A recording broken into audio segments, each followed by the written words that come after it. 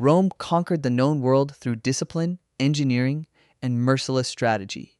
Its legions crossed deserts, its senators wrote laws that still echo through modern courtrooms, and its emperors held power over 60 million people across 3 continents. None of that saved some of them from themselves. 6 deaths, spanning more than 5 centuries of Roman history, prove that an empire built on iron discipline could still be undone by a single bad decision made in an afternoon. This is ancient Rome, stripped of marble and myth, down to the moments history remembers for the wrong reasons. 53 BCE. Marcus Licinius Crassus, the richest man in Rome, marched into Parthia chasing one thing: gold. He had built his fortune on other people's disasters. Years earlier, he financed his own private fire brigade and used it to extort burning buildings, refusing to send help until the desperate owner agreed to sell him the property, cheap, while it was still on fire. His estimated wealth, 200 million sesterces, made him the financial backbone of the first triumvirate, more powerful in some ways than Caesar or Pompey. That same appetite for more led him into Parthia with 7 legions, close to 40,000 men, chasing a war nobody had asked him to fight. He ignored warnings from his own officers, trusted a local guide who was secretly working for the enemy, and pushed his army into open desert with no water source and no retreat plan. At Carus, the Parthians surrounded the legions with mounted archers and simply refused to close the distance, wearing the Romans down for hours. Crassus was killed during the retreat that followed. His severed head was reportedly sent to the Parthian court, where it was used as a prop in a stage performance of a Greek tragedy already in progress, the actor supposedly holding it up as a substitute for a theatrical mask. According to the historian Cassius Dio, the Parthian king had ordered molten gold poured down his throat beforehand, a final comment on a life spent accumulating it. He got exactly what he always wanted, just not the way he wanted it. The Roman Empire, 2 centuries later.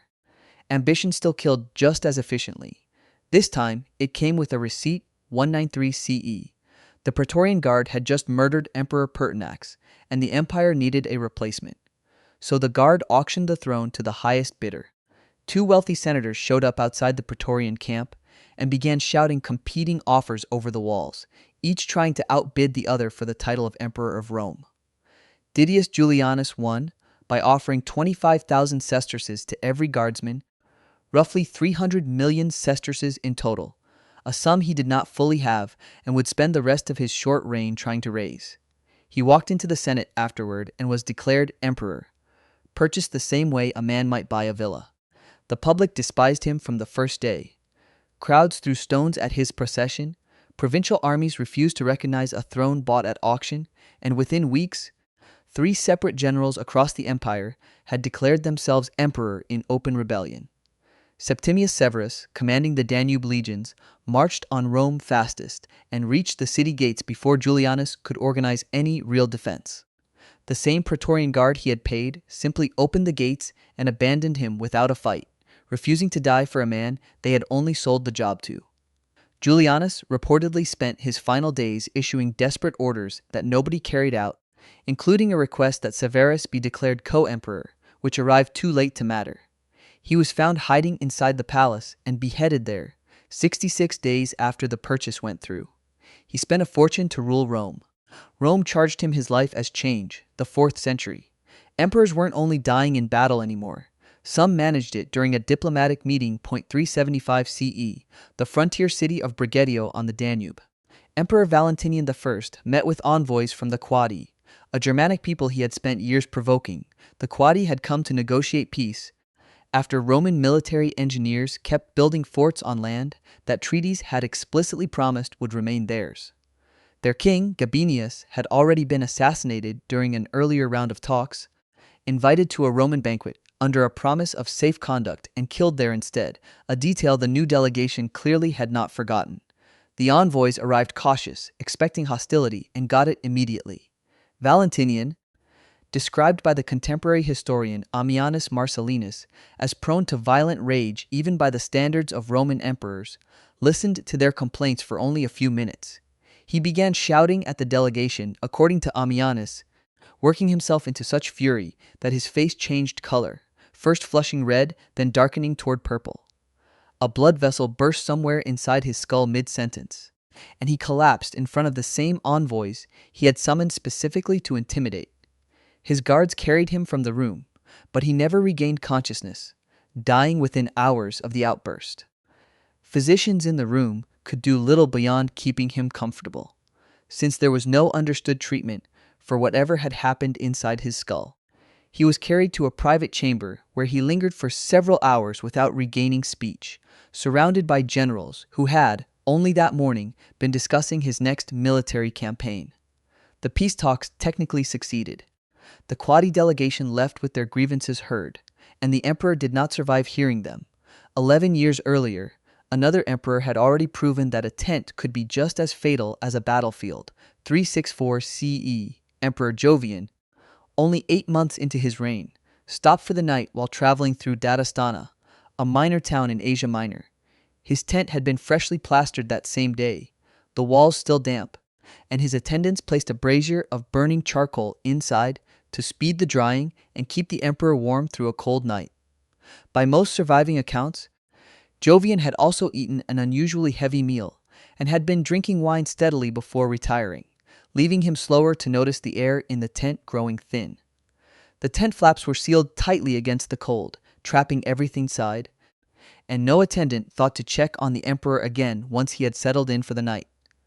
The combination, wet plaster fumes, burning charcoal, and no ventilation, filled the enclosed space with carbon monoxide overnight. Jovian was found dead the following morning by his own staff, having survived a brutal war against Persia only months earlier.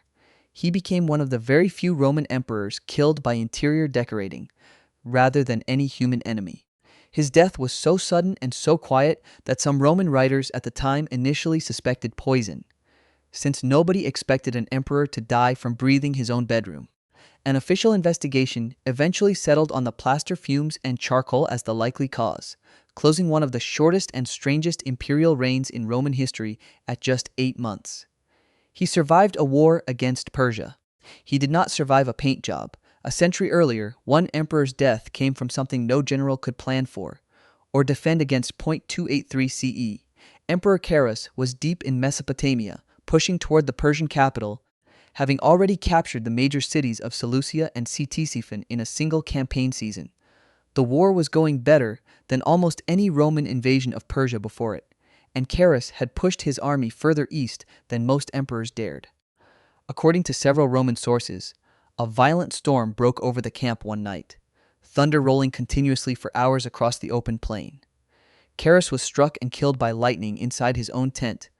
According to the most widely repeated version of events, other surviving accounts claim illness or a lingering wound from earlier fighting was the actual cause, and ancient historians never fully agreed on which story was true.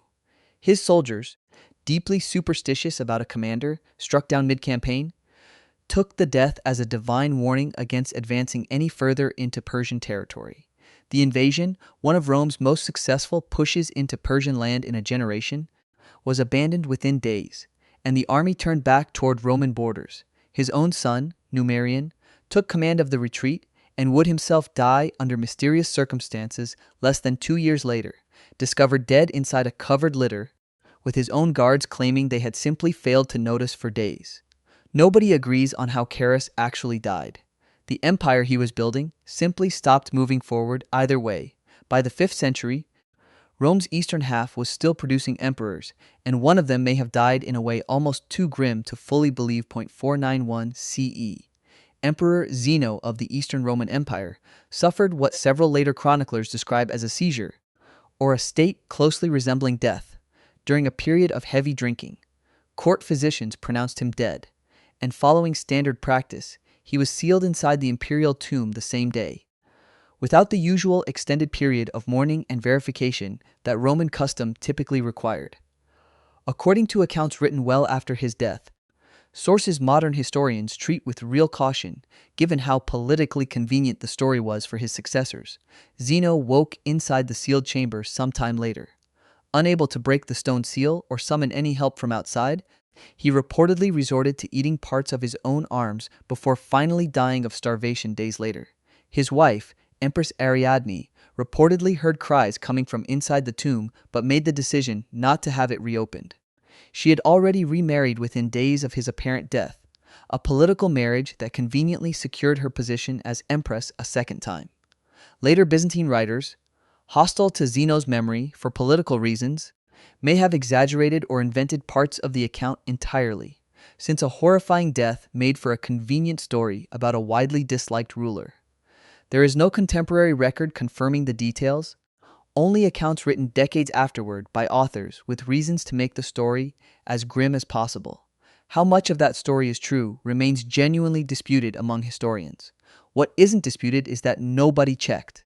Rome built roads that still exist 2,000 years later, aqueducts that carried water across entire provinces, and a legal system much of the modern world still borrows from. Its engineers solved problems that would puzzle builders for another 1,000 years, and its armies conquered territory stretching from Britain to the edge of Persia. And yet, some of its most powerful men were undone by molten gold, a receipt, a temper tantrum, bad ventilation, a lightning bolt, and a locked door. History remembers the roads and the aqueducts. It also remembers quietly that the people running the empire were exactly as fallible as everyone else. An empire built on discipline, taken apart piece by its own carelessness.